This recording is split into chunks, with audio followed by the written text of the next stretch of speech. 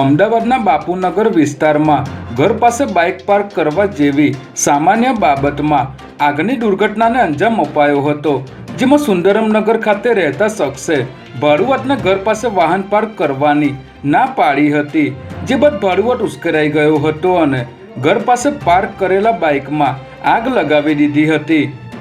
ઘટનાને પગલે આસપાસના લોકો દોડી આવ્યા હતા અને આગ બુઝાવવાનો પ્રયાસ કરાયો હતો. ત્યારે સમગ્ર મામલે બાપુનગર પોલીસ સ્ટેશનમાં ફરિયાદ કરવામાં આવી હતી.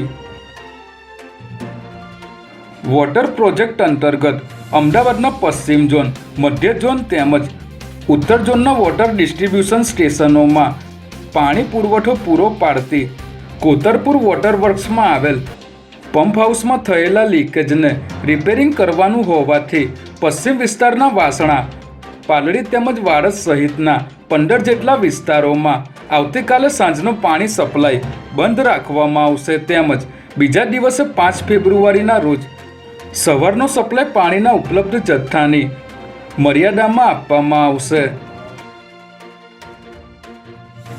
અમદાવાદના વસ્ત્રાપુરમાં આવેલ ઝાંઝર જ્વેલર્સના માલિક સામે વસ્ત્રાપુર પોલીસ સ્ટેશનમાં વ્યાજખોરીની ફરિયાદ નોંધાવવામાં આવી છે, જેમાં વર્ષ 2015માં થલતેજમાં રહેતા મીનાબેન ભટ્ટે દાગીના ગીરવે મૂકીને ઝાંઝર જ્વેલર્સના માલિક વસંત શાહ પાસેથી 20 લાખ રૂપિયા માસિક 2.5% વ્યાજે લીધા હતા, જેનું દર 3 મહિને 1.50 લાખ રૂપિયા વ્યાજ ચૂકવવામાં આવતું હતું અને અત્યાર સુધી તેમણે 48.50 લાખ રૂપિયા વ્યાજ પણ ચૂકવી દીધું હોવા છતાં બીજા 95 લાખ રૂપિયાની માગણી કરવામાં આવી હતી. ત્યારે આ મામલે વસ્ત્રાપુર પોલીસે વ્યાજખોર જ્વેલર્સ સામે ફરિયાદ નોંધી તપાસ શરૂ કરી છે.